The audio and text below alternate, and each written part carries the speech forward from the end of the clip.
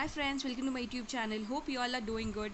In the previous video, we discussed about the physical, chemical and biological characteristics of water. And if you haven't watched that video, please go and check it out in my channel, as that is the prerequisite to watch this video.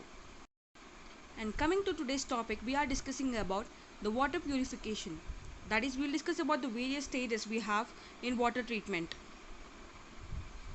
Before starting this video, please like, share and comment to this video. And don't forget to subscribe to my channel, that would greatly help me. We have water purification topic today. We will discuss about what are the treatment techniques or methods we apply to the water for making it pure or potable. So, water purification is also known as treatment of water.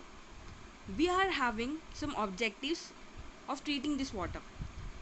That is, we have to make the water free from pathogenic organisms, remove color and turbidity, remove unpleasant taste and odor, suspended colloidal and dissolved substances. See, we can easily write these objectives if you watch that video regarding the physical, chemical and biological characteristics, and that is why I am requesting you to please go and watch that video first, as that is the basic representation of water characteristics. And generally we will take the raw water here, and this raw water is passed through these various stages wherein it is treated for each characteristics of that or unwanted or undesired elements is removed in each of the stage as a step by step process. Firstly, we'll take raw water. We'll do pre-chlorination if required. Only if the water is very harmful and much more than the acceptable limits. So and after that we have aeration, and we have flocculation, sedimentation, that is plain sedimentation with or without coagulation. Okay, I will explain you what is the difference between this without coagulation. We have filtration, disinfection, safe water into the reservoir. First one, we have aeration. It is essentially a physical method by which water is brought in close contact with air so as to absorb oxygen for the reduction of taste and odor. See, this is the physical property we are removing over here, the physical characteristics of water. Whenever we are allowing the water to absorb the oxygen, we are allowing the removal of taste and odor present in that water. We are just oxidizing that. We generally see this in fountains or something where the water is allowed to flow into the air, and the water will absorb the oxygen in the atmosphere, and the reduction of taste and odor can be done using this technique. We have sedimentation. We discussed the sedimentation right from childhood, right? So sedimentation is nothing but a process wherein we'll allow it for some time. We will allow the settling of suspended solids by virtue of the gravity, and this can be done by two methods. We have plain and coagulant sedimentation. We have continuous tanks. So here we'll just allow the water to settle in the tank for some time, whereas the materials having the specific gravity greater than that of the specific gravity of water, that is greater than 1, will be settling down due to the gravity, because of the virtue of the gravity.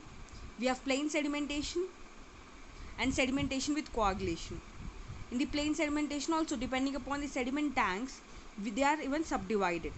So plain sedimentation is nothing but the suspended particles in water are permitted to settle down only by gravity. No chemicals are added. Okay, simply we are just processing the sedimentation. Water is allowed through inlet into the tank. Types of sediment tanks: intermittent tanks and continuous tanks. See, I will explain you more detailedly about this. So this is the tank we are talking about. This is the inlet and outlet. So from the inlet, the water is allowed to enter into this tank, and we are just allowing that water to settle over here, wherein the sediments or the particulates having specific gravity more than 1 will be settling down, and the pure water will be in the top. This water is again transported to the next step. Okay, so this is the sedimentation. We have plain sedimentation. So intermittent tanks. Water is completely brought to rest and functions intermittently.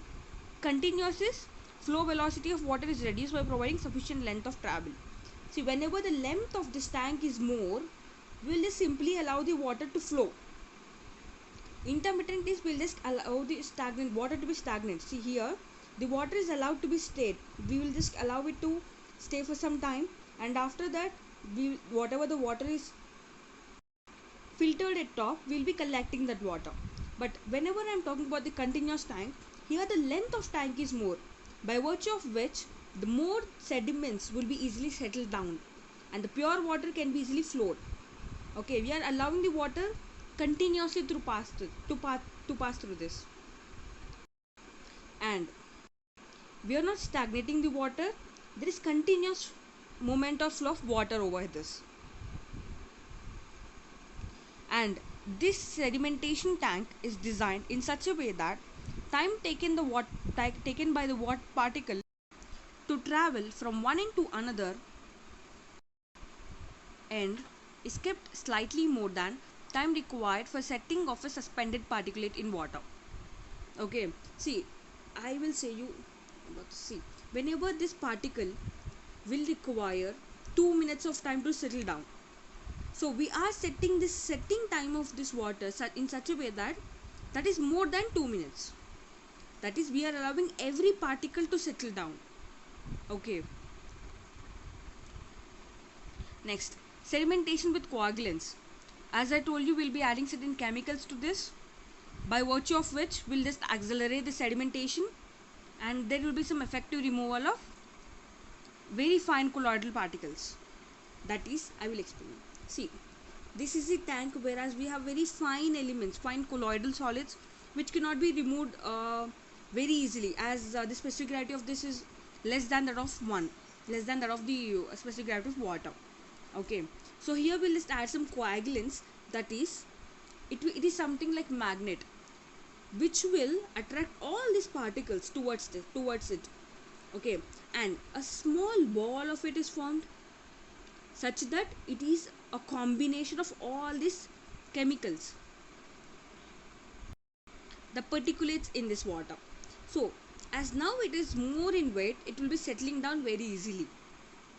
Okay, and we have some commonly used coagulants, that is alum, sodium aluminate, magnesium carbonate, chlorinated copper, etc.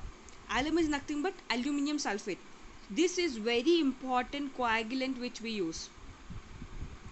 Okay, alum is also known as filter alum.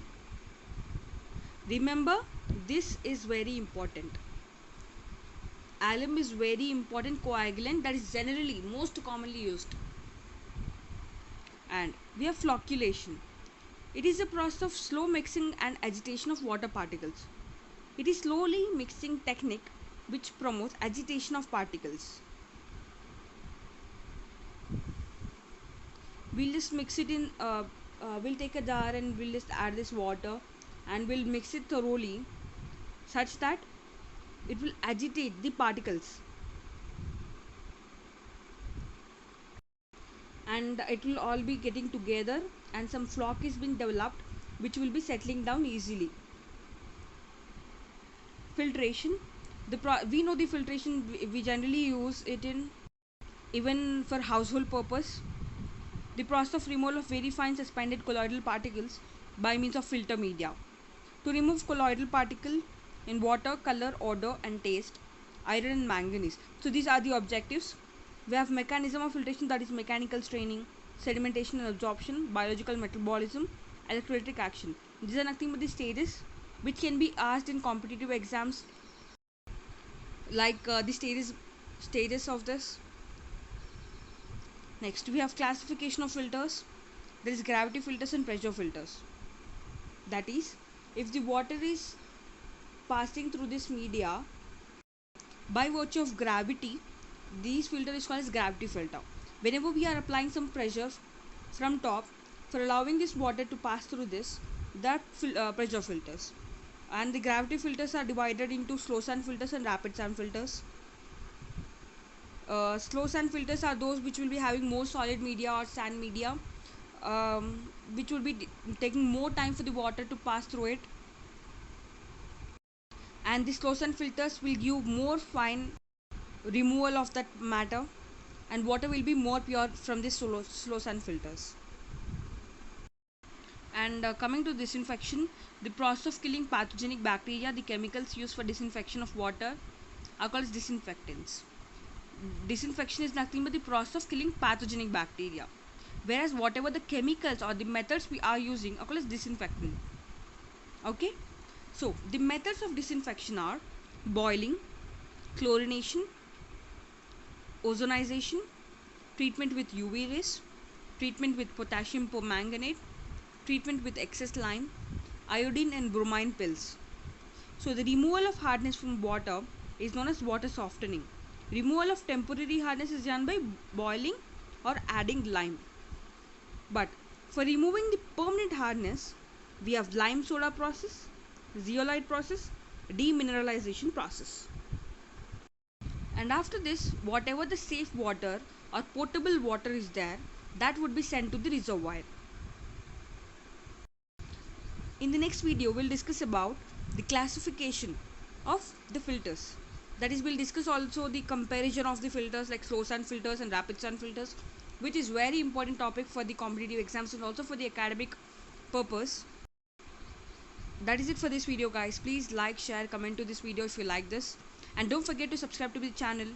I appreciate you watching this video. Thank you.